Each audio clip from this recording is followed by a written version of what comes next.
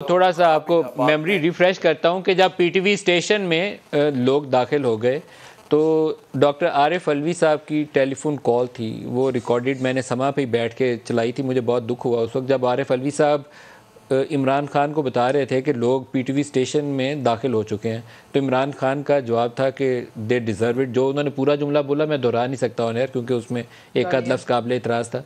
फिर parliament house की दीवार के ऊपर जो कुछ हुआ वो भी हमने देखा। फिर वो कटर लेकर जिस तरीके से वो बैरियर्स काटे जा रहे थे वो हमने देखा। तो इसके अंदर कहीं तो ब्रेक लगानी चाहिए थी, कहीं रास्ता रोकना चाहिए था। पार्लियामान के ऊपर चढ़ाई करना या पीटीवी जो है पाकिस्तान टेलीविज़न वो स्टेट का सिंबल है, वो जो भी था वो हमारा एक रियासती इदारा था। वो हमने दो चीज़ें उस दिन पामाल कर दी। तो हामिद खान साहब तो वो उस जमहूरी सफ़र के हिस्सेदार नहीं है कि जहाँ पे रियासती इदारों पे कब्जा करना है। तो वो क्या हुआ क्या था उस दिन? जी जी सही है। उस दिन जो मैं समझता हूँ, क्योंकि मैं तो वहाँ मौजूद नहीं था, बल्कि मैंने इस बात का इजहार भी किया था बाद में कि मैंने एक सुप्रीम कोर्ट के सामने पार्टी की तरफ से कमिटमेंट दी थी कि हम किसी भी बिल्डिंग या किसी बिल्डिंग के अहाते में नहीं दाखिल होंगे, हम डी चौक तक रहेंगे।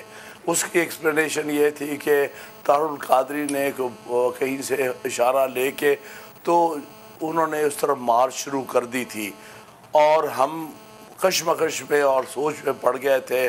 और जहांगीर तरीन ने आके कहा, इनको भेजा पहले तारुल कादरी से बात करने, वो बात करके वापस आए और कहा कि भाई अब हमारे लिए ज़रूरी है, हम तारुल कादरी को अकेला नहीं छोड़ रहे। इसलिए बहुत सारा कन्फ्यूजन जो हमारे वर्कर्स में आया है वो ये आया कि वो पहले तो ये सेटल्ड था कि हमने नहीं जाना प्राइम मिनिस्टर हाउस की तरफ से, ना ही किसी और बिल्डिंग में दाखिल होना। लेकिन एकदम ये सिलसिला बदला है। उससे बड़ी हद तक वो भी जो रेडियो स्टेशन में या वो पीटीवी में गए हैं, वो कोई पहले से सोची समझी स्कीम नहीं थी।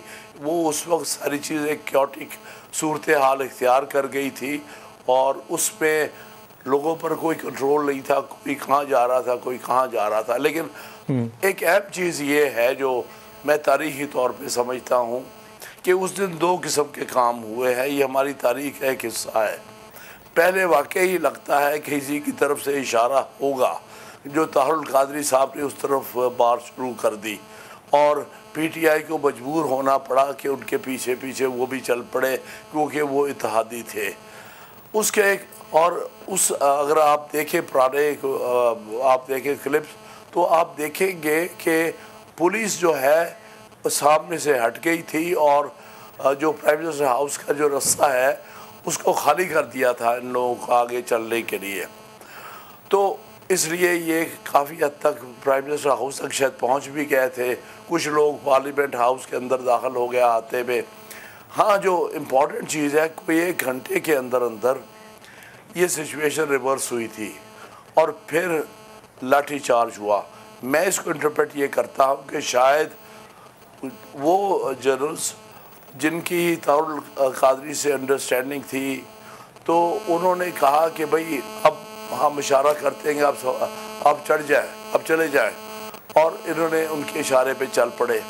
लेकिन जब मामला गया चीफ आर्मी स्टाफ जो उस वक्त थे राहिल शरीफ, जब लगता है कि नवाज शरीफ और दूसरों ने उनको कांटेक्ट किया कि ये क्या हो रहा है, हमें तो ये अंडरस्टैंडिंग थी कि ये नहीं होगा, उस वक्त फिर राहिल शरीफ साहब ने लगता है कि एक फ़ैसला किया और कहा कि नहीं, ये इजाज़त नहीं देंगे। आपने देखा होगा कि 1 घंटे के अंदर सूरत हाल बदल गई। जनरल राहिल शरीफ ने उस मौके के ऊपर मुस्बत रोल प्ले किया, प्रो डेमोक्रेसी, ये बात आप दुरुस्त कह रहे हैं। लेकिन उससे पहले वाले जो वाक़यात हैं उसमें इमरान खान और तारुल कादरी ने अच्छा रोल नहीं अदा किया। वो बाद में जब तारीख खुलती गई, मुशाहिदुल्लाह खान के इंटरव्यू से, बहुत सारे रिटायर्ड लोगों के इंटरव्यू से ये चीज़ें जब खुल के मेरे सामने आई तो मुझे वाक़तन अफसोस हुआ कि ये जमहूरी रास्ता था, इसको गैर जमहूरी तरीके से अबूर करने की कोशिश की गई।